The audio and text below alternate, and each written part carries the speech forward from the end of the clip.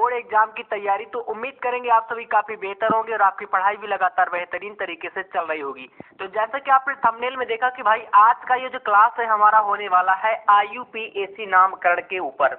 यानी आज के इस क्लास को अगर आप देख लेते हो तो चाहे आप कैसे भी छात्र हो, आपको इस तरीके के जो यौगिक दिए जाते हैं इनका नाम आप लोग चुटकियों में कर दोगे। जी हाँ, जो आप देख पा रहे हो इस तरीके के जितने भी यौगिक रहेंगे आपको इस क्लास को पूरा देख लेना है। ये वीडियो आपका लगभग 20 मिनट के ऊपर का रहेगा और अगर आप लोग इतना कर लेते हो तो भाई मैं गारंटी देता हूं कि आप लोग IUPAC में कभी भी गलती नहीं करोगे और इसके अलावा कोई वीडियो देखने की जरूरत आपको नहीं पड़ेगी।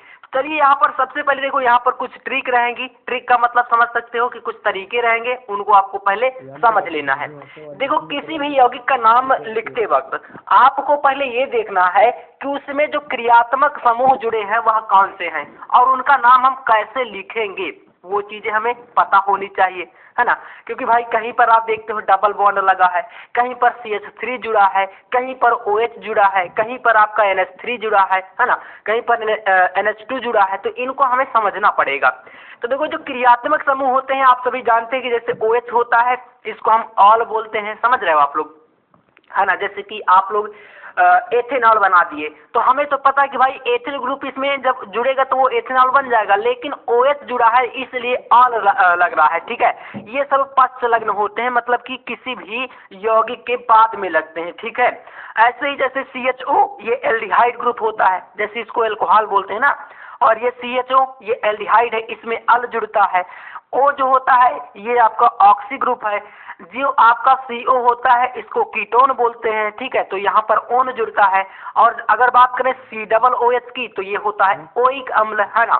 जैसे मेथिनोइक अम्ल, एथिनोइक अम्ल, इनका नाम जब करते हैं ना तो यहाँ पर यही चीजें चलती हैं इसमें। इसी तरीके से यहाँ पर NH2 के लिए हम एमीन बोलते हैं, ठीक है। NH2 को क्या बोलते हैं, एमीन।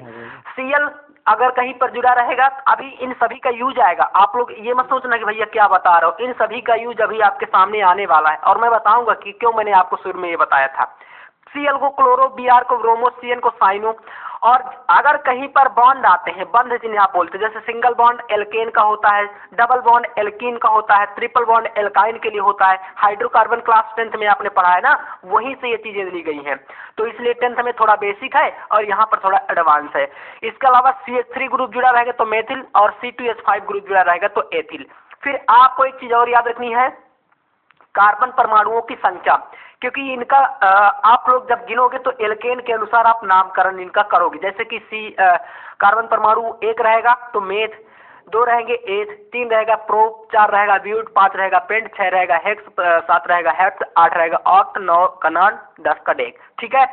इसी से बनते हैं। जैसे आप एल्केन से अगर बनाना चाहो, मान लो कि आप कार्बन N की जगह पर कार्बन 5 ले रहे हो तो C5H, फिर यहाँ पर क्या है 2N, है ना, तो 5 गुणे 2 यानी कि 10 और 2 12, तो C5H12 किसका बनेगा, एल्केन का। किसके लिए, यहाँ पर 5 से, तो पेंटेन हो जाएगा। ऐसे बनाए जाते हैं।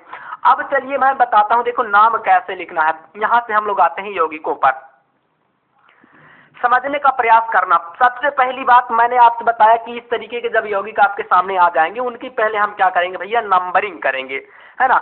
अब इसमें आप देखो पहले नंबरिंग कैसे करोगे। यहाँ से अगर आप देखो ध्यान से तो इसमें एक क्रियात्मक समूह, यहाँ से अगर देखो तो ये दूसरे नंबर पर जुड़ा है।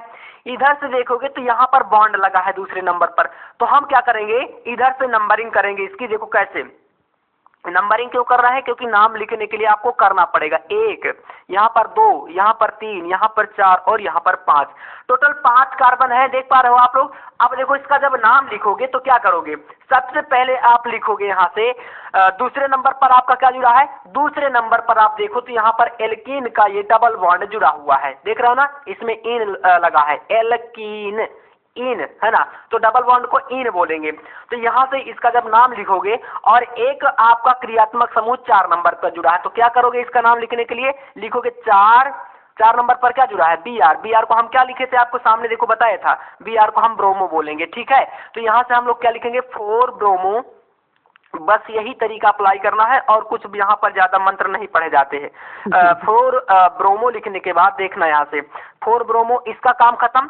अब इस बॉन्ड वाले पे आओ, यहाँ से कॉमा लगाओ, फिर 2 नंबर पर क्या जुड़ा है तो डबल बॉन्ड है, इसलिए हम इसको इन पढ़ेंगे, फोर ब्रोमो इन। और फिर आपको कुछ नहीं करना, सिर्फ आपको कार्बनों को गिन लेना। कितना है भाई कार्बन? 5 है। 5 पे हमारा क्या आता है तो 5 पे अगर आप देखो तो यहाँ पर पेंट आता है ना, तो इसलिए इसको आप पेंटेन बोल देना, डायरेक्ट कुछ नहीं करना, पेंटेन लिख दो। तो 4 ब्रोमो 2 इन पेंटेन, ये इसका क्या हो जाएगा, IUPAC नाम हो जाएगा। अगर इसमें समझ में नहीं आए तो कोई दिक्कत नहीं, फिर से हम लोग ट्राई करेंगे दूसरे यौगिक पर।